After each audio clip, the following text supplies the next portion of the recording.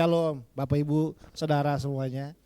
Eh, Kehormatan buat saya malah pagi hari ini bisa bersama-sama di sini. Perkenalkan, nama saya adalah Beni Pati Nasarani. Biasa dipanggilnya Abeng, gitu. Jadi bebas boleh panggil apa saja. Dan thank you Pastor Romi, ya saya udah bersahabat dengan Pastor Romi udah cukup berapa 3.000 tahun ya bro, kalau nggak salah ya. Saya masih ingat gitu. Pertama kali datang ketemu di Balikpapan, di sini juga nggak jauh-jauh di Starbucks di situ. Ya begitulah pokoknya lah ya. Gitu. Dan tapi saya melihat bagaimana Tuhan membawa Pastor Romi sampai hari ini dengan cara yang luar biasa. Dan pada hari ini, apalagi sama istrinya saya lebih lama lagi kenalnya ya. Kita dulu sempat di satu sekolah misi bersama-sama. Nah itu kalau yang ini kayaknya 6.000 tahun yang lalu gitu ya, jauh lebih lama lagi gitu ya. Dan saya sangat senang bisa kembali di sini. Balikpapan adalah salah satu kota yang sangat melekat di hati saya gitu ya. Sebelum pandemi saya sempat dalam setahun itu setiap bulan ke Balikpapan gitu, karena memang ini salah satu kota yang cukup melekat di hati saya. Dan saya yakin dan percaya bahwa hari ini saya sedang berdiri di depan para pemimpin masa depan yang sangat luar biasa, yang siap untuk berdiri dan membuat sebuah perubahan. Nah karena itu pada hari ini slide-nya boleh dikeluarkan saja langsung. Yang suka judul, saya memberi judul namanya adalah Unlock Your Potential. Membuka setiap potensi-potensi yang tersimpan dalam hidup kita untuk bisa keluar semuanya. Ya. Nah, saya sangat setuju waktu kemarin sempat share dikit dengan Pastor Romi. Saya sangat setuju sekali bahwa buat saya begini ya. Saya mohon maaf kalau saya ngomong apa adanya. Gereja tanpa pemuritan sama aja kayak gereja sedang main-main. Itu aja. Gereja boleh hebat dengan acara, boleh hebat dengan program gitu ya.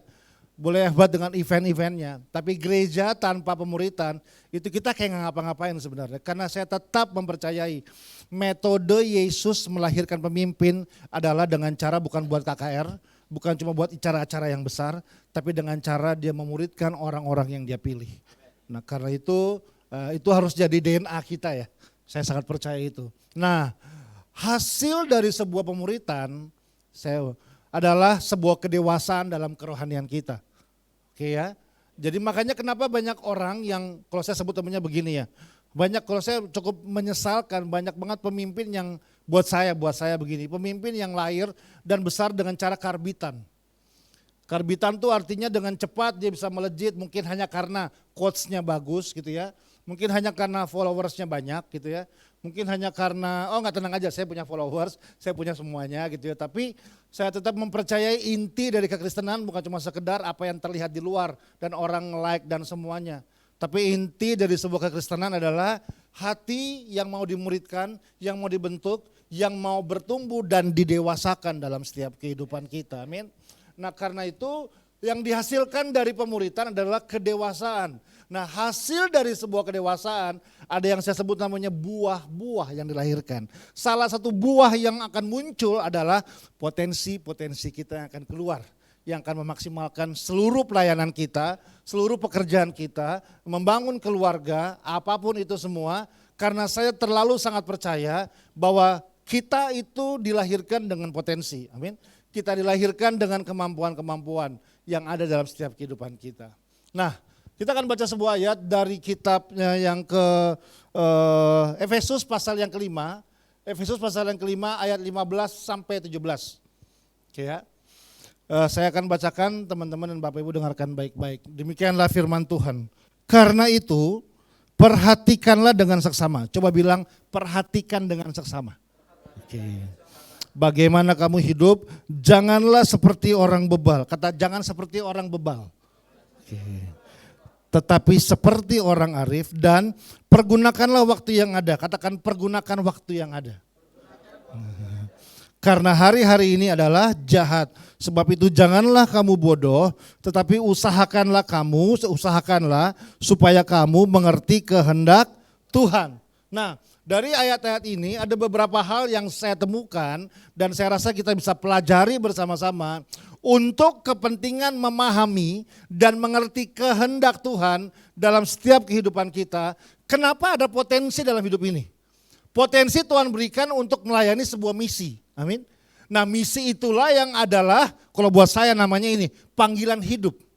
Setiap kita Tuhan taruh misi, Tuhan taruh tujuan. Kalau saya pakai bahasa yang kita baru baca, Tuhan taruh kehendak dalam setiap orang. Ya, coba bilang setiap orang gitu ya. Saya nggak percaya bahwa ada orang yang dilahirkan tanpa sebuah tujuan. Saya sangat yakin setiap orang punya misi dalam hidupnya. Cuma kan memang Tuhan Tuhan berikan juga dengan yang namanya kehendak bebas. Artinya kita punya kehendak, mau memahami itu apa enggak, mau mengerjakan itu apa enggak, mau melayani misi itu apa enggak. Nah karena itu setiap orang pasti punya misi. Nah untuk supaya setiap misi yang Tuhan berikan dalam setiap hidup kita dapat kita kerjakan, Tuhan beri bekal namanya potensi yang tersimpan dalam hidup kita. Nah karena itu dari ayat-ayat yang kita baru baca, setidaknya ada 3 hal yang perlu terbangun sebagai murid-murid Kristus untuk dapat menemukan bahwa kehendak Tuhan dapat kita kerjakan waktu kita memahami ini. Pertama adalah tadi katakan perhatikan dengan seksama. Kedua dibilang jangan seperti orang bebal atau jangan seperti orang bodoh. Dan yang ketiga adalah mempergunakan waktu yang ada. Nah ketiga hal ini adalah sebuah bahan dasar utama untuk kita bisa mengerjakan dan menemukan kehendak Tuhan dalam kehidupan kita. Hal yang pertama dikatakan perhatikan dengan seksama. Firman Tuhan tadi dikatakan bahwa perhatikanlah dengan seksama bagaimana kamu hidup. Yuk, saya mengajak hari-hari ini, apakah kita sedang memperhatikan baik-baik gak sih cara kita hidup? Orang bisa hidup sesuka-sukanya, orang bisa hidup semua maunya. Tapi saya sangat percaya bahwa kenapa kita punya firman Tuhan? Karena firman Tuhan akan menolong kita untuk bukan cuma sekedar hidup di dunia ini, tapi untuk ini memperhatikan baik-baik bagaimana kita menjalankan hidup ini.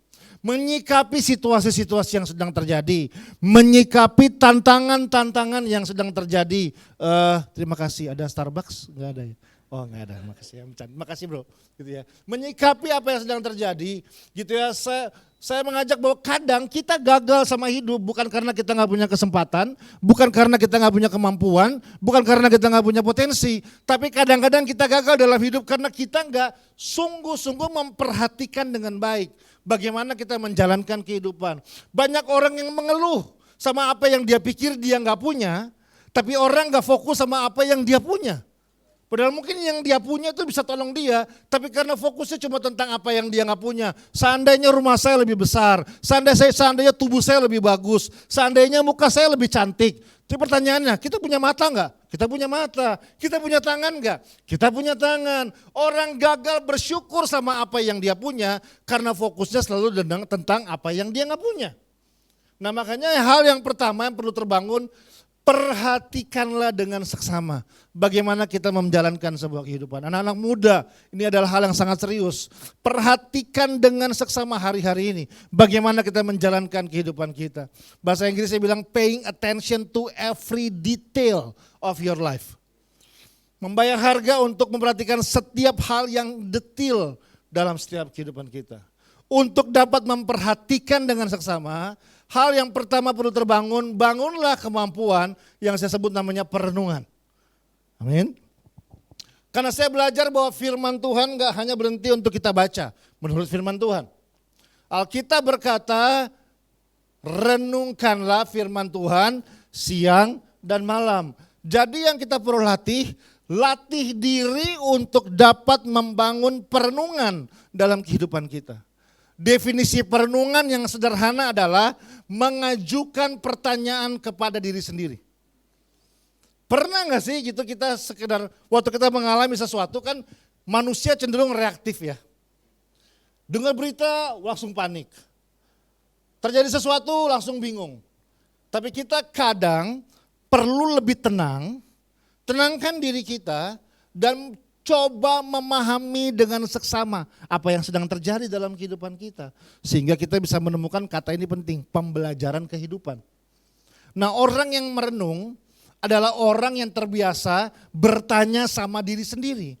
Mengajukan pertanyaan kepada diri sendiri. Ini kan sering kita pakai biasanya cuma sekali setahun atau sekali 2 tahun ya. Waktu akhir tahun, sebelum tutup tahun mau masuk tahun yang baru, ayo kita refleksi diri. Sepanjang tahun ini, apa yang telah terjadi, apa yang belum kita lakukan, apa yang kita melakukan tahun depan. Saya latih diri saya membangun kemampuan refleksi setiap hari. Setiap malam sebelum tidur, coba renungkan dulu sepanjang hari ini. Adakah perkataan saya yang salah? Adakah tindakan saya yang salah? Adakah yang perlu saya rubah? Adakah yang saya rasa benar? Adakah yang perlu saya kembangkan? Itu adalah orang yang terbiasa mengajukan pertanyaan kepada diri sendiri. Itu akan tolong kita bergerak ke depan. Saya sering ambil contoh seperti ini. Seandainya hidup itu seperti angka 1 sampai angka 10. Pernah gak kita mikir, saya hari ini ada di angka berapa ya? Kalau saya ada di angka tersebut, pernah gak berpikir lagi, kenapa misalnya saya ada, kayaknya saya sekarang lagi di angka 5 nih. Kenapa saya gak di angka 6?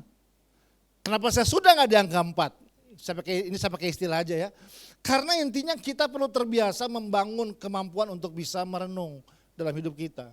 Dalam kitab Ibrani, pasalnya yang kelima ayat 12, ada cerita yang sangat menarik kan di situ kan. Dikatakan begini ya, Ibrani pasal 5, ya betul. Kitab Ibrani pasal 5 ayat 11 sampai 12, Paulus membuat sebuah statement yang cukup keras buat saya. Dia katakan begini, tentang hal itu banyak yang harus kami katakan, tetapi yang sukar untuk dijelaskan karena kamu telah lamban dalam hal mendengarkan. Sebab sekalipun kamu ditinjau dari sudut waktu, sudah seharusnya menjadi pengajar. Tapi kamu masih perlu lagi diajarkan asas-asas pokok dari pernyataan Allah. Dan kamu masih memerlukan susu, bukan makanan keras. Paulus bicara sama orang-orang Ibrani, hei orang-orang Ibrani, sebenarnya nih ya kata Paulus, ada banyak hal yang saya memberitahukan sama kalian. Tapi saya sukar untuk beritahu sama kalian. Padahal, nah ini kata pentingnya, padahal ditinjau dari sudut waktu, ditinjau dari lamanya engkau bertobat, ditinjau dari lamanya engkau melayani, ditinjau dari lamanya engkau berjalan dalam kekristenan. Kata Paulus, seharusnya kalian udah jadi pengajar, tapi ternyata kalian masih mesti diajarin hal-hal dasar.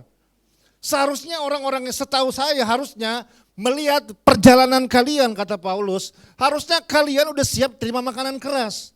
Tapi kalian hanya bisa terima susu. Ini di situ membuat saya memahami bahwa ya lamanya orang mengikuti Kristus gak menentukan pertumbuhan kehidupannya. Orang boleh lama jadi orang Kristen, tapi yang menentukan kedewasaan dan pertumbuhannya bukan cuma sekedar dari lamanya kita ikut Kristus, tapi bertumbuh gak kita, menjadi dewasa gak kita, dimuridkan gak kita. Itu pertanyaan yang kita mesti jawab setiap hari dalam kehidupan kita. Karena Paulus bilang harusnya kalian udah jadi pengajar, tapi kalian susah diajarkan. Kalian gak bisa terima makanan keras. By the way, makanan keras itu bukan marah-marah ya. Hari ini khotbahnya keras, kenapa? Dari mulai sampai selesai pendetanya marah-marah di mimbar. Kita dapat makanan keras, ditegur, semua ditegur. Pakai baju salah ditegur, makanan keras itu bukan khotbah marah-marah. Makanan keras adalah ini, pesan yang kita dengar yang tantang kita untuk berubah. Waktu kita dengar mungkin kita gak suka, aduh sakit banget yang dia ngomong itu nyelekit banget. Tapi yang dia bicarakan benar, saya mesti berubah karena itu. Itu namanya makanan keras. Bukan cuma sekedar yang buat telinga kita nyaman mendengarkannya. Amin. Nah itu dia. Nah kenapa Paulus sampai bilang seperti itu? Kenapa orang-orang Ibrani sampai gak bisa melakukannya? Ini kata keluar, karena kamu lamban dalam hal mendengarkan. Kata bahasa aslinya namanya akoi. Akoi artinya adalah mendengarkan dengan seksama sampai melahirkan pemahaman dalam hidup. Nah untuk bisa punya pemahaman, kita perlu lewat yang namanya perenungan. Makanya saya belajar bahwa tindakan kita hanya akan sejauh apa yang kita pahami, bukan yang kita baca. Kita boleh bisa baca banyak hal, tapi kalau kita gagal memahami banyak hal, tindakan kita hanya sejauh apa yang kita pahami. Mau berjalan jauh, mau berjalan panjang, bangunlah kemampuan pemahaman-pemahaman dalam hidup kita. Setiap hari atas apapun yang terjadi, apakah kita menemukan pembelajaran kehidupan, pemahaman-pemahaman dari apa yang terjadi. Disitulah kita akan melihat firman menjadi hidup dalam kehidupan kita. Ada cerita yang menarik di Alkitab tentang si bungsu dan si sulung. Anda tahu cerita itu. Si bungsu minta warisan papanya. Dia pergi tinggalkan rumah. Dan dia foya-foya. Kasih habis dia punya harta, habis semua, jatuh bangkrut, tinggal di kandang babi, makan makanan dari makanan babi, dan gak punya apa-apa. Kita tahu cerita itu. Lalu tiba-tiba di kandang babi dia teringat bahwa oh iya, papanya di rumah banyak fasilitas, ada rumah, ada makanan, ada semuanya. Lalu dia memutuskan kembali pulang ke rumahnya. Dari rumahnya, papanya lihat, papanya tunggu, lalu dia masuk datang, papanya lari, peluk, kasih jubah, kasih cincin, dan ganti kasut, bawa pulang ke rumah. Nah kalau kalian suka baca itu ceritakan itu kan penuh emosi ya. Saya sering berpikir begini, cerita ini, si bungsu ini, kalau dibuat film pasti seru banget. Karena banyak banget. Nah saya sering suka tanya sama anak-anak muda gitu ya. Seandainya kamu adalah seorang sutradara dan mau membuat film tentang pengalaman si bungsu. Nah orang kalau buat film itu pasti ada klimaksnya, benar? Ada puncaknya. Ya, saya jarang nonton film action dari mulai jagoannya kalah, mati, selesai. Gak ada gitu ya. Biasanya kalah dulu, baru nanti ada wah you kill my brother, misalnya apa gitu ya. Lalu akhirnya baru dia bangkit, dikalahin musuhnya, menang, happy ending gitu ya. Nah kalau kalian, saya sering tanya, kalau kalian mau buat film tentang si bungsu, kira-kira klimaksnya itu pas peristiwa apa sih? Dan yang menarik ya, banyak yang jawab begini Kak, pasti paling menarik waktu si bungsu ketemu papanya. Pemulihan. Wah papanya lari, bungsu, anaknya lari peluk-pelukan. Ada lagu-lagu Korea-Korea sedikit gitu ya. Wah nangis-nangisan, itu pasti tisu laku banget Kak. Nah itu dia akibat kebanyakan nonton Vincenzo. Oke ya, nah akhirnya ya oke sih saya bilang. Tapi kalau buat saya, klimaksnya menurut saya bukan waktu dia ketemu dengan bapaknya. Kalau buat saya pribadi, klimaksnya itu adalah waktu dia lagi di kandang babi. Nanti Anda baca ayatnya, cari sendiri. Ada sebuah statement yang dia ucapkan di situ yang buat saya menjadi putar balik. Dia bilang gini, lalu dia menyadari keadaannya. Sebelum kata itu muncul, si bungsu gak punya kekuatan meninggalkan kandang babi itu. Dia punya masa lalu yang hancur, sehancur-hancurnya. Dia gak mampu lagi untuk bangkit, dia gak mampu lagi untuk meninggalkan situasinya dia. Tapi begitu kata itu muncul, lalu dia menyadari keadaannya. Alkitab berkata, itu seperti kayak dia punya kekuatan untuk berdiri lagi dan tinggalkan kandang babi dan pulang ke rumahnya. Nah dari bahasa aslinya, kata lalu dia yang menyadari keadaannya, itu bahasa Inggrisnya bilang gini kalau Anda baca di Alkitab. And he came to himself. Lalu dia datang ke dirinya sendiri. Dari ayat itulah muncul sebuah kata adalah insyaf. Ya. Saudara sepupu kita yang suka pakai kata itu insyaf. Yaitu apa? Waktu dia menyadari keadaannya. Orang yang banyak merenung adalah orang yang punya kemampuan untuk bisa membangun pembelajaran atas apa yang terjadi dalam kehidupannya. Waktu kita bisa mengerjakan itu, kita sedang memperhatikan dengan seksama bagaimana kita menjalankan kehidupan. Lalu hal yang kedua adalah kita perlu untuk dapat memperhatikan dengan seksama kita membangun kehidupan, rubah perspektif kehidupan kita. Saya sering bilang perspektif sama dengan respon. Cara kita meresponi kehidupan akan sangat bergantung dari cara kita memandang kehidupan tersebut. Orang bisa punya dua masalah yang sama, tapi bisa punya respon yang berbeda. Padahal masalahnya sama. Kenapa? Karena respon itu penting sekali untuk kita kerjakan. Ya, saya ambil contoh misalnya benda ini. Ya, bukan sulap, bukan sihir. Enggak. Ya, ini botol ini isinya ada air. Ya, coba lihat ya, ini ada airnya. Coba angkat tangan. Siapa yang lihat botol ini isinya 0,5? 1, 2, 3, oke. Pertanyaan saya yang kedua, siapa yang lihat ini isi setengah? Ada dua hal yang bisa terjadi dari peristiwa ini. Orang bisa lihat 0,5, tapi juga ada orang yang bisa lihat isi setengah. Selama perspektif kita lihatnya 0,5, kita akan bilang selalu kurang nih, kurang kesempatan, kurang dana, kurang tim, kurang SDM, kurang modal, kurang pengalaman, kurang talenta. Kita selalu bilang kita cuma fokus sama yang kurang. Gak bisa nih, kayaknya kita gak bisa buat deh bro, kenapa kita kurang? Padahal mungkin harusnya kita cuma tinggal rubah perspektif kita dan menemukan bahwa memang ini 0,5, tapi juga ada isi setengah. Ada hal juga yang bisa terjadi dalam kehidupan kita. Ada hal juga yang terbangun dalam kehidupan kita. Nah, itu yang perlu kita sadari bersama-sama. Perspektif sangat penting. Ya, saya ambil contoh. Oke, dengan cepat aja ya. Apa yang di pikiran Anda ketika Anda mendengar kata ini? Apel, merah. Tadi bunyi saya ya, sini ya. Sorry, kayaknya alarm saya bunyi. Terus, apel. Apa? Buah. Apel bro. Kadang manis, kadang asam. Tante, apel? Sehat. Oke, ada lagi? Om? Enak. Kenapa? Informasi yang kalian terima adalah apa? Apel. Tapi kenapa dari apel keluarnya bisa merah, keluarnya bisa sehat, keluarnya bisa kadang asam kadang manis, keluarnya bisa buah, keluarnya bisa macam-macam. Padahal informasinya sama apel. Karena waktu informasi kita terima, ada proses yang terjadi dari apa yang kita terima. Proses inilah yang menentukan tindakan kita. Bukan cuma informasi yang kita terima. Makanya kenapa ada orang yang dikasih ayat, kamu adalah pemimpin, kamu jadi kepala dan bukan jadi ekor. Apapun yang kamu kerjakan akan berhasil. Tetap aja dia gak percaya. Tetap aja dia merasa dia bukan siapa-siapa, karena masalahnya bukan di informasinya. Masalahnya di kita punya kekuatan pemahaman gak sih yang kita bangun di sini. Nah, yang kita sering rubah adalah informasinya. Wah, kayaknya salah nih, mesti undang pendeta lebih hebat lagi nih. Mesti cari ayat yang lebih asik lagi nih. Enggak, kadang masalah kita bukan apa yang terjadi di luar. Tapi bagaimana kita membangun kemampuan, nah itu namanya perspektif. Melihat ini bukan cuma sekedar kosong setengah, tapi mulai belajar melihat ini adalah isi setengah dalam hidup. Gitu. Nah, itu sangat penting. Nah, lalu yang ketiga saya sebut namanya adalah fokus. Nah, ini penting ya. Fokus dengan apa yang harus dikerjakan.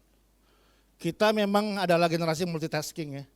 Bisa sambil nyetir, buka WhatsApp, yang ketawa artinya mengaku gitu ya. Sambil semua, oh sekarang gak bisa, udah ada kamera di foto ya gitu ya. Udah gak bisa. Tapi kalau gak ada itu kan kita bisa, termasuk saya jujur aja, termasuk saya gitu ya. Nah tapi satu hal yang saya belajar bahwa untuk bisa sukses dan berhasil, latih diri untuk fokus. Fokus itu buat saya definisinya sederhana. Fokus itu sama dengan eliminasi. Artinya fokus adalah ada hal-hal yang kita harus siap eliminasi dalam hidup. Ada hal yang kita mesti fokus. Kalau menurut kita bermain dan belajar dalam waktu yang sama bisa membuat kita lebih pintar, ya gak apa-apa lakukan. Tapi kalau menurut kita, kalau saya bisa sukses, saya harus belajar korbankan waktu saya untuk lebih banyak dalam belajar, dalam mencoba, dalam sungguh-sungguh, dalam eksplorasi, dalam riset dan review dan semuanya. Pilihlah hal yang seperti itu. Karena kita perlu fokus sama apa yang kita kerjakan. Artinya kita harus siap mengeliminasi hal-hal yang kita rasa kita nggak bisa kerjakan. Nah, membangun kemampuan perenungan, rubah perspektif kita, fokus sama apa yang kita kerjakan, adalah hal yang perlu terbangun dalam kehidupan kita sehingga kita bisa menjadi orang-orang yang memperhatikan dengan seksama bagaimana kita menjalankan kehidupan. Amin. Nah, baru kita belajar hal yang kedua, dikatakan janganlah seperti orang bebal atau seperti orang bodoh. Artinya apa? Sederhana. Jangan berhenti belajar. Ini penting dalam Tuhan yang saya percaya. Katakan sama-sama, dilarang bodoh. Ya. Itu penting, ya. Bahkan yang poin pertama harusnya dilarang malas. Nggak bisa, orang Kristen nggak boleh malas. Dan yang kedua, orang Kristen nggak boleh bodoh, dilarang bodoh dalam hidup ini. Itu penting sekali. Nah, cuma saya belajar. Waktu saya belajar tentang pembelajaran dalam firman Tuhan, saya menemukan ternyata waktu dikatakan kita harus pintar dan nggak bodoh, ternyata ada satu hal yang saya menarik, ya, bahwa firman Tuhan mengajarkan orang pintar atau orang bodoh bukan cuma ditentukan dari kecerdasannya dia. Orang pintar dan orang bodoh itu bukan cuma ditentukan dari intelektualnya dia. Tapi yang ternyata menurut firman Tuhan salah satunya yang penting adalah orang itu pintar atau orang itu bodoh ternyata sangat ditentukan oleh ketaatannya dia. Masih ingat dalam kitab Matius pasal ke-7? Dikatakan seperti ini. Ayat yang 24 ya. Setiap orang yang mendengar perkataanku dan melakukannya, ia sama dengan orang yang bijaksana, yang mendirikan rumahnya di atas batu. Ayat 26-nya berkata, tetapi setiap orang yang mendengar perkataanku dan tidak melakukannya, ia sama dengan orang yang bodoh, yang mendirikan rumahnya di atas pasir. Ternyata menurut firman Tuhan, orang itu bijaksana dan orang itu bodoh bukan cuma ditentukan dari kecerdasannya dia, tapi dari kemampuannya dia berjalan di dalam ketaatan dalam kehidupan ini. Orang yang bijaksana dikatakan dia mendengar dan melakukannya. Orang yang bodoh dikatakan dia mendengar dan tidak melakukannya. Nah, jadi hal yang paling penting adalah yuk sebagai murid-murid Kristus, kita perlu memutuskan berjalan di dalam ketaatan dalam kehidupan ini. Nah, saya menemukan ada beberapa level ketaatan. Yang pertama adalah orang taat untuk menjauhi sesuatu. Ya, tahu ya. Kenapa di pom bensin orang nggak merokok? Karena ada tanda dilarang merokok. Makanya dia memutuskan tidak merokok. Orang bisa taat karena menjauhi sesuatu. Ya kan? Misalnya kalau kamu yang punya anak ya, gitu ya. Kalau kamu nggak bobo siang, sore kamu nggak boleh main. Tadinya saya mau bilang main di luar, cuma udah hampir jarang. Ya udahlah, kamu nggak boleh main handphone. Kan sekarang begitu ternyata. Kalau kamu nggak bobo siang, akhirnya ada orang yang akhirnya memutuskan taat supaya terhindar dari sesuatu. Jadi level yang pertama, orang bisa taat karena menjauhi sesuatu. Ada teguran, ada punishment, ada apa lagi, itu semua karena supaya orang bisa taat dengan cara diberikan sesuatu agar dia menjauhinya. Tapi juga ada level yang berikutnya, orang taat untuk mendekati sesuatu. Kalau nilaimu bagus nanti, papa janji, nah itu dia ya, mau bilang liburan juga orang belum bisa liburan gitu ya.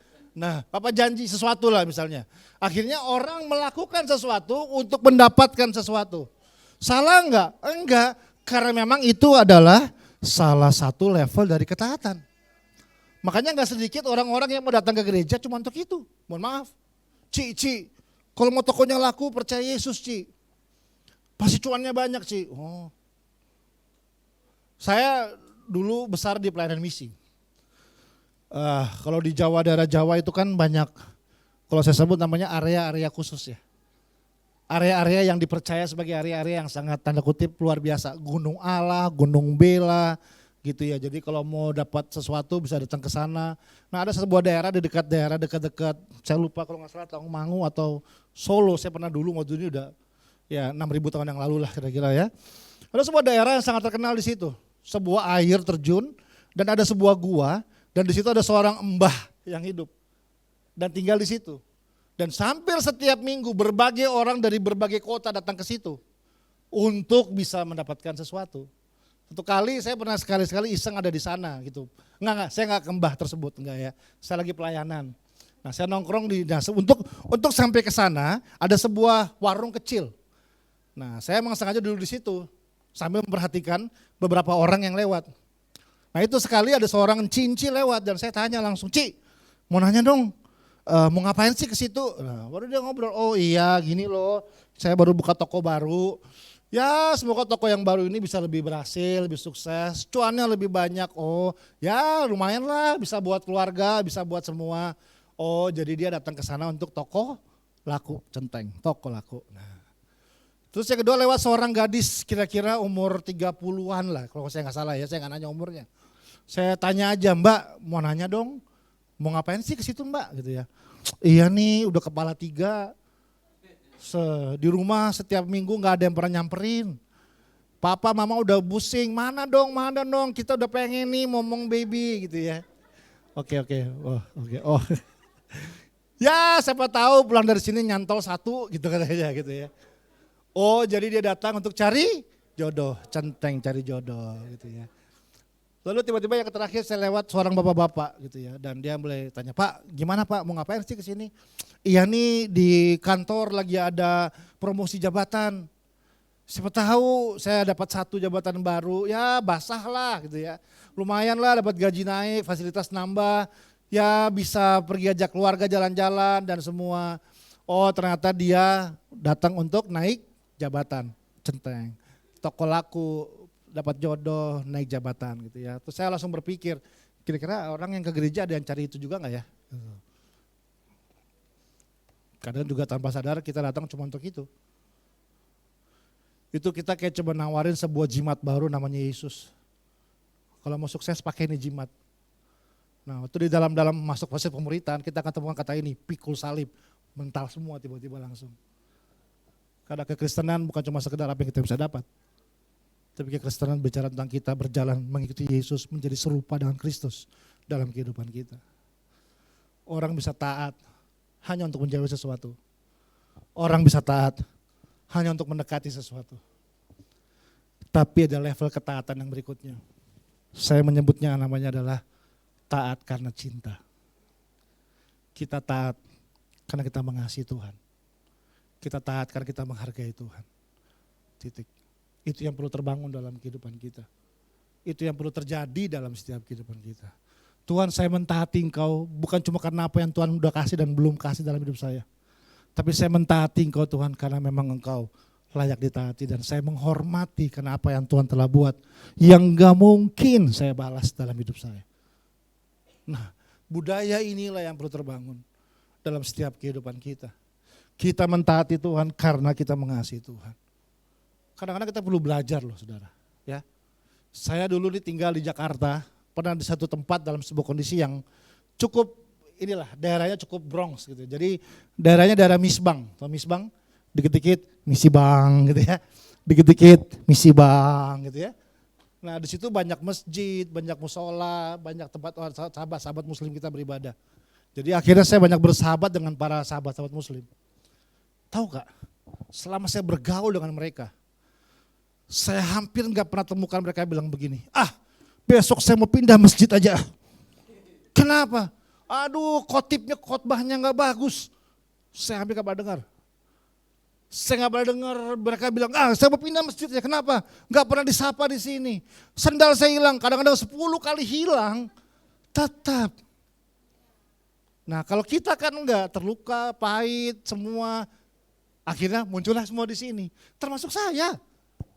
Kalau mau saya cerita berapa kali saya pindah gereja, kaget Anda semua. Tapi itu realitanya. Kenapa? Sederhana. Ini yang saya belajar dari mereka.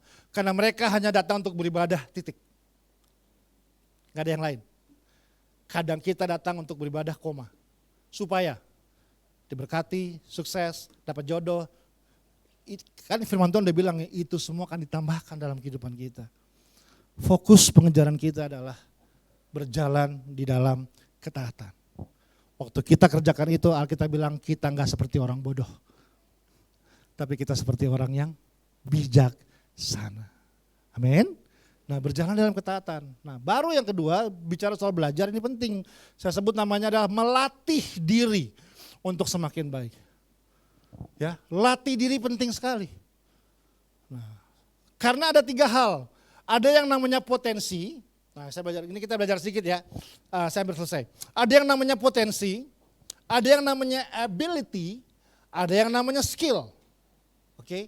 Apa itu potensi? Potensi adalah kemampuan yang tersimpan, kalau saya sebut namanya terkubur, saya sering pakai nama terpenjara dalam hidup kita, yang belum kita keluarin, bahkan belum kita kenal, bahkan mungkin belum kita sadari. Tapi itu ada dalam kehidupan kita, Tuhan telah simpan dalam kehidupan kita. Makanya di Alkitab sering diumpamakan seperti sebuah benih. Ya, benih itu kan sederhana ya, kalau di tangan namanya biji. Tapi benih itu artinya begini, tanahnya dibuka, benihnya ditanam, baru ditutup. Nah makanya dari awal tidak terlihat. Tapi kita belajar dari prinsip benih, yang gak kelihatan bukan berarti gak ada. Belum tentu, tapi memang belum terlihat. Nah potensi itu begitu, setiap kita dilahirkan dengan potensi yang sebenarnya tersimpan dan terkubur dalam kehidupan kita. Makanya ingat ya almarhum Dr. Miles Monroe pernah berkata, tempat yang paling terkaya di dunia bukan cuma di Arab dengan minyaknya, bukan cuma di Brunei dengan sultannya, tapi tempat terkaya di dunia adalah di kuburan. Karena begitu banyak orang-orang yang punya karya-karya emas, potensi-potensi besar, yang akhirnya sampai dia mati, dia gak pernah keluarkan dan dibawa sampai kubur. Kuburan adalah tempat terpendamnya potensi yang terbesar kadang-kadang. Nah makanya kita perlu temukan itu, keluarkan itu, dan bangun dalam hidup kita. Salah satu moto hidup saya adalah live full, die empty. Artinya saya berdoa sama Tuhan saya, Tuhan jangan kasih saya mati terlebih dahulu sebelum semua potensi yang saya punya itu bisa keluar. Nah potensi perlu terbangun dalam kehidupan kita. Baru waktu potensi terjadi kita keluarkan, nah namanya itu adalah ability atau kemampuan. Ability adalah kemampuan atau potensi yang telah kita akhirnya, oh ternyata saya bisa masak, oh ternyata saya bisa main gitar gitu ya, oh ternyata saya bisa memfoto, oh ternyata saya ini jago dalam matematika.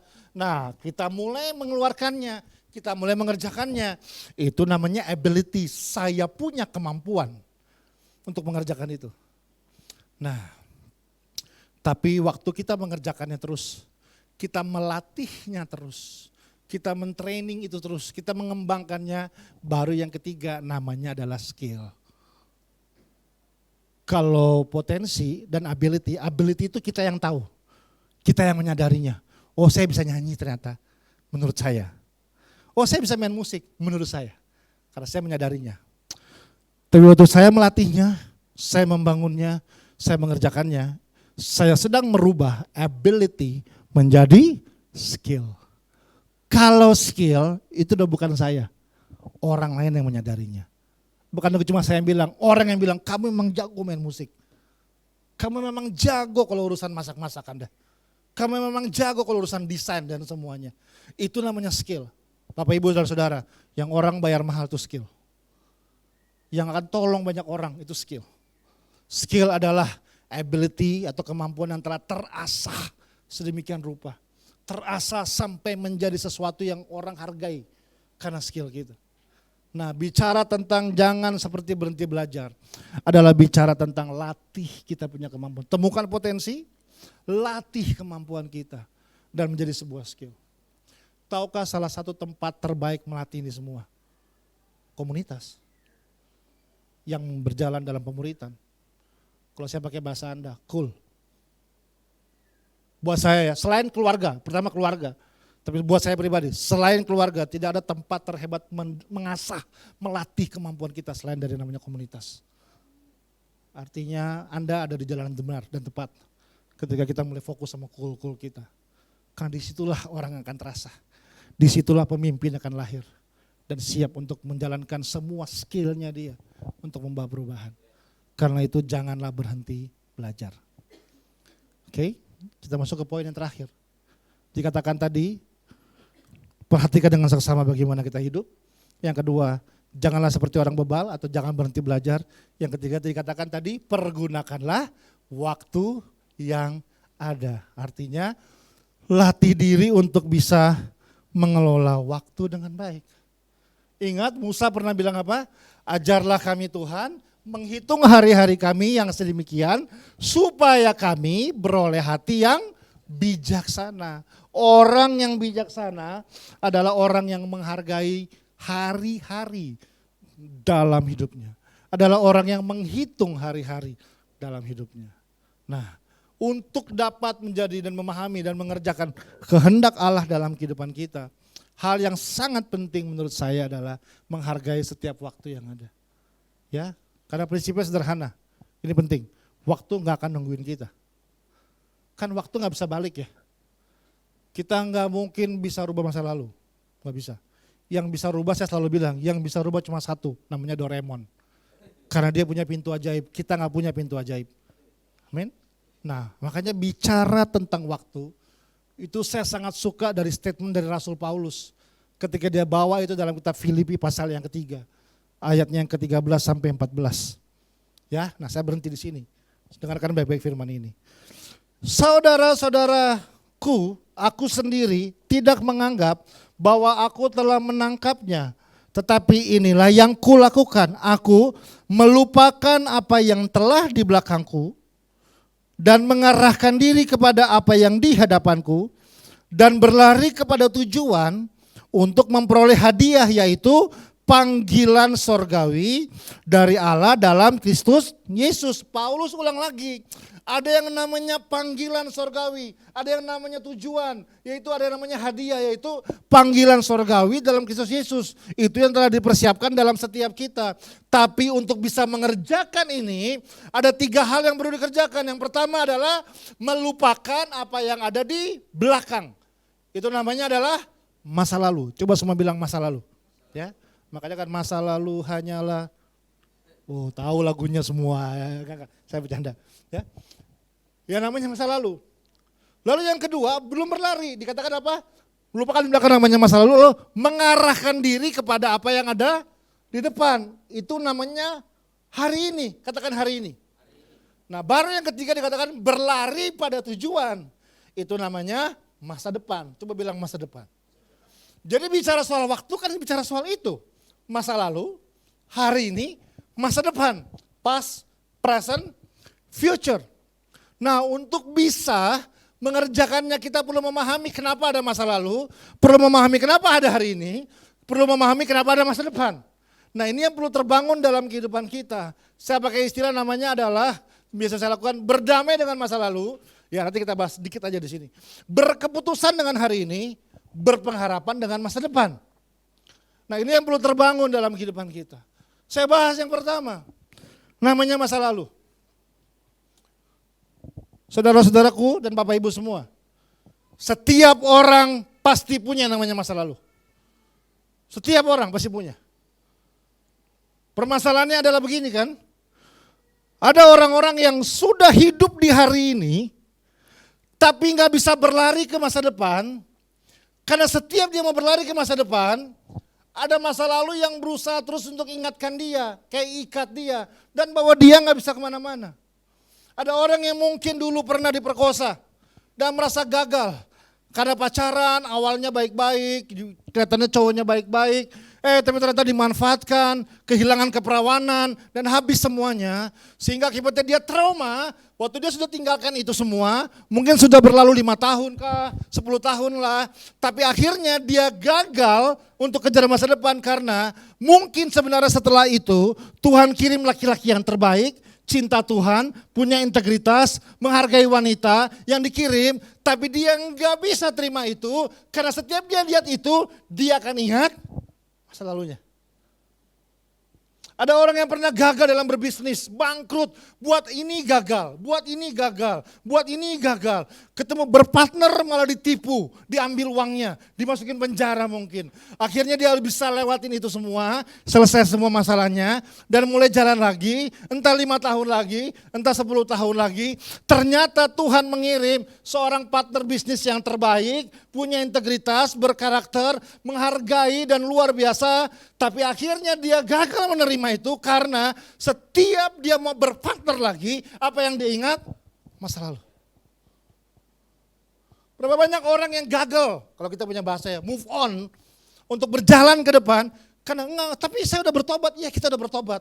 Saya udah gak tinggal di masa lalu, iya saya udah gak tinggal di masa lalu, kita tinggal di hari ini. Tapi kita gagal maju ke depan, selalu ada rantai masa lalu ini. Kita tidak mungkin bisa rubah yang telah terjadi. Tapi ini penting. Tapi kita bisa merubah pemahaman tentang masa lalu ini. Makanya ini saya bilang, berdamai dengan masa lalu. Sebelum kita memutuskan bisa berdamai. Ada orang yang hari ini udah melayani, udah hebat, tapi tetap ada satu area mungkin yang dia nggak berani sentuh lagi itu.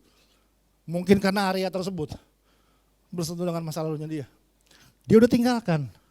Ini udah hidup lamanya dia. Tapi setiap dia mau maju, seperti kayak ada yang mengikat dan gak berani membuat dia maju kembali. Mencoba lagi, membangun lagi. Sebelum, ini buat saya belajar, kita datang ke masa lalu. Dan berdamai dengan masa lalu. Dan berkata terima kasih masa lalu. Ini menyakitkan. Mungkin harganya mahal. Gak mudah saya lewatin ini. Tapi ini akan jadi pembelajaran untuk apa yang saya kerjakan ke depan.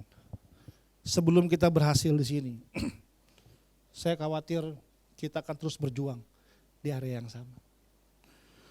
Beberapa sudah tahu masa lalu saya. Nanti one day saya dulu 9 tahun terikat sama narkoba. Jadi bandar, hancur. Sekolah berantakan, orang tua berantakan. Pekerjaan hancur. 9 tahun saya mulai pakai narkoba dari kelas 5 SD sudah. Habis semuanya. SMA masa-masa terparah saya. Saya pakai putau, sabu-sabu, heroin, ekstasi, sebutin semua narkoba yang ada di Jakarta, saya sudah pakai semuanya. Saya hancur, rumah berantakan, saya hampir konflik di keluarga, habis semuanya. 9 tahun saya menderita karena itu. Sampai kira-kira tahun 1999. Perjumpaan saya dengan pribadi yang bernama Yesus rubah hidup saya.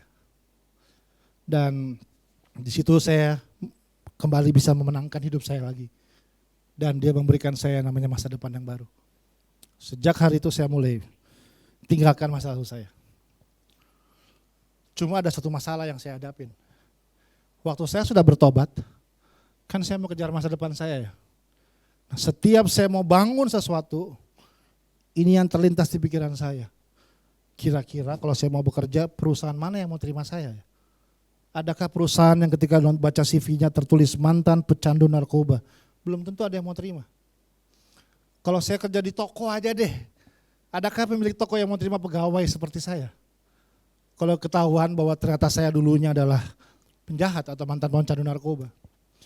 Kira-kira orang tua mana yang rela mau memberikan gadisnya untuk dinikahkan dengan saya kalau ternyata mereka tahu saya adalah mantan pecandu narkoba? Jadi saya udah tinggalkan masa lalu saya, tapi setiap saya mau bangun sesuatu yang baru, saya selalu gagal, saya selalu takut, saya selalu gak berani, saya selalu minder, saya selalu merasa gak layak, gak punya kompetensi, gak punya kemampuan, gak bisa apa-apa, sehingga akibatnya cukup lama bertahun-tahun, saya gak buat apa-apa dalam hidup. Karena saya rasa kayaknya gak mungkin saya bisa berhasil. Sampai akhirnya saya menyadari satu hal, ini yang saya lakukan. Saya perlu kembali ke masa lalu saya dan berdamai dengan masa lalu saya. Saya perlu berkata terima kasih masa lalu. Ini harganya mahal yang saya harus bayar. Gak nyaman, sakit, dan gak enak. Tapi di sini saya menemukan bahwa waktu saya mulai berdamai dengan masa lalu, ini yang saya belajar. Saya menemukan sebuah pemahaman baru, pembelajaran baru tentang apa yang saya alami. Situasinya berubah, gak bisa berubah. Saya gak bisa ganti itu. Kalau Anda pernah ditipu, mohon maaf, bahkan Anda pernah diperkosa sekalipun, mohon maaf, itu gak bisa berubah. Sampai kita memutuskan berdamai dengan situasi itu. Waktu saya berdamai dengan situasi itu, saya mulai menemukan sebuah pemahaman yang baru. Yaitu bahwa kalau saya diizinkan mengalami sebuah masa itu, mungkinkah agar supaya satu hari nanti, kalau ada orang yang melewati jalan yang pernah saya lewatin, kalau dulu saya sendirian, setidaknya kali ini saya bisa pastikan dia gak akan sendirian. Setidaknya saya bisa pastikan bahwa saya bisa ada bersama-sama dengan dia. Dan berkata kepada dia, dulu saya juga pernah di situ, tapi sekarang saya ada di sini. Kalau dulu saya yang di situ bisa ada di sini, kamu yang hari ini ada di situ, pasti juga bisa ada di sini bersama dengan saya. Di situ saya boleh menemukan. Dan saudara, kalau boleh jujur, sampai hari ini gak terhitung berapa orang yang Tuhan izinkan mampir di hidup saya karena apa yang saya alami ini. Suatu kali ada seorang namanya Rudi Simatupang. Pagi-pagi dia datang, orang Batak. Jam 6 pagi saya masih ingat, saya masih saat teduh. Dibawa sama adik yang perempuan ke rumah kami. Dalam kondisi samurai nempel di sini, bacok semua badan semua. Saya kaget, saya bilang tolong ini bukan UGD, saya bilang. Jangan bawa ke sini, saya bilang. Tolong abang saya kak, saya gak tahu mau dibawa kemana lagi. Dia ini adalah seorang pemakai narkoba, bandar narkoba, debt collector, pembunuh bayaran. Nah, cuma ternyata dia punya abang lebih gahar. Abangnya gak suka kalau adiknya pakai narkoba. Jadi dia dibesamurai sama abangnya. Berantem besar habis-habisan. Adiknya tarik dan larikan dia dan langsung bawa ke rumah kami. Terus saya pikir gimana? Ya sudah, bawa ke sini. Tinggal sama-sama, hidup sama-sama. Dan hari ini, itu udah tahun berapa sih, dulu lupa, tahun 90-an. Dan hari ini dia adalah salah satu gembala gereja Betani di Depok, Jakarta. Jemaatnya hampir ratusan.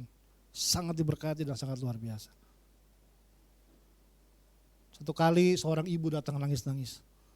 Tolong anak saya. Dia lagi di Amerika, lagi di Australia. Tadinya dia di Amerika, yang nyari udah bukan polisi, Interpol. Dia lagi di Amerika, dicari, kabur ke Australia. Australia dicari lagi, ikut gangster di sana, akhirnya dibawa ke Jakarta. Teman kita juga namanya Pascal Lesmana. Mamanya nangis-nangis. Ya sudah, datang, bawa, tinggal sama-sama. Hari ini dia wow. Kalau Anda tahu di daerah Gorontalo tuh ada satu pulau namanya Pulau Cinta. Yang sangat terkenal, resort yang kayak di Maldives, nah itu dia salah satu ownernya. Dulu kalau Anda ibadah, mau dari Benny Hinn, mau dari Rehat Bongke, mau dari siapa lagi, pembicara Pastor Kolongi, semua dia penerjemahnya. Kami pernah satu sekolah sama-sama. Hancur. Di situ saya belajar. Kalau saya nggak pernah beresin masa lalu saya hanya terikat terus dan nggak bisa maju ke depan. Saya bersyukur. Apa yang dulu mungkin aib buat Anda, hari ini bisa jadi harta buat orang lain. Apa yang dulu mungkin sampah buat Anda, hari ini bisa jadi kemampuan dan kekuatan untuk tolong orang atau orang nanti. Jangan pernah remehkan kegagalan Anda. Bangun itu, kejar itu. Makanya dikatakan berdamailah dengan masa lalu. Hargai setiap waktu yang kita punya. Disitulah kita akan melihat bagaimana Tuhan akan bekerja dengan luar biasa dalam hidup kita. Amin. Perhatikan waktu yang ada, ya. Mulai melihat teman-teman coolnya, perhatikan dong gitu ya. Kalau ada yang nggak datang, kalau terlihat sesuatu, coba mulai bangun hubungan, tanya. Kalau di sini ada ketua, ini kan ketua-ketua coolnya, ayo coba bangun hubungan lebih dalam lagi, temukan dia. Temukan potensi-potensi yang mereka punya, asah, bantu latih mereka semua. Itu sangat penting, ajar bahwa kita gak boleh bodoh dalam hidup. Berjalan dalam ketaatan lah, latih semua skill-skill kita. Dan yang terakhir adalah hargai setiap waktu yang ada. Ya, waktu gak bisa kembali, itu prinsip. Ya, istri kita gak selama-lamanya muda. Pelayanan gak pernah habis, udah itu aja. Anak kita gak selama-lamanya kecil. Pekerjaan gak ada habisnya, sampai kapanpun masih ada. Pelayanan sampai kapanpun masih ada. Tapi keluarga kita gak selama-lamanya ada di sebelah kita. Dan itu yang perlu dibangun. Saya masih dalam masa-masa berduka. Kehilangan sahabat saya, Pastor Aditya Olawan. Kami 7 tahun berjalan bersama-sama. Bahkan di masa-masa rentannya dia, kita bersama-sama terus. Dan Tuhan memanggil dia dengan sangat cepat. Tapi melihat apa yang kita lakukan selama 7 tahun itu, saya bilang wow, waktu di tangan Tuhan. Kalau kita masih bisa bernafas, masih bisa berjalan, hargailah setiap waktu yang ada. Manfaatkanlah setiap waktu yang ada. Dan kerjakanlah itu sampai kita bisa menyelesaikan kehendak Tuhan dalam setiap kehidupan kita. Amin. Kita berdoa, Tuhan berkati apa yang kami dengar pada pagi hari ini. Jadi kekuatan buat kami, pengharapan yang baru, kami terbangkitkan kembali, kami berdoa berkati setiap kul-kul yang ada pertumbuhan yang signifikan terjadi di sana. Enggak hanya secara kerohanian, secara karakter dan kemampuan hidup mereka berjalan bersama-sama. Tuhan bawa kami terus memuridkan generasi ini. Berkati Pastor Romi dan Pastor Jane, apa yang mereka kerjakan hari ini Tuhan perhitungkan dengan luar biasa. Tidak ada rencana Tuhan yang gagal dalam hidup mereka. Perjalanan mereka tetap terus Tuhan sertai. Ada hal-hal yang besar ke depan Tuhan nyatakan dalam kehidupannya. Tuhan berdoa berkati kedua hamba-Mu ini, biar mereka tetap terus jadi orang tua rohani yang luar biasa bagi seluruh yang berjalan bersama-sama dengan mereka. Kami bersyukur Tuhan buat hari ini kami menyerahkan hidup kami, harapan kami, masa depan kami ke dalam tangan Tuhan. Dalam nama Yesus kami naikkan doa dan syukur, sama-sama kita berkata, amin. Tuhan berkati.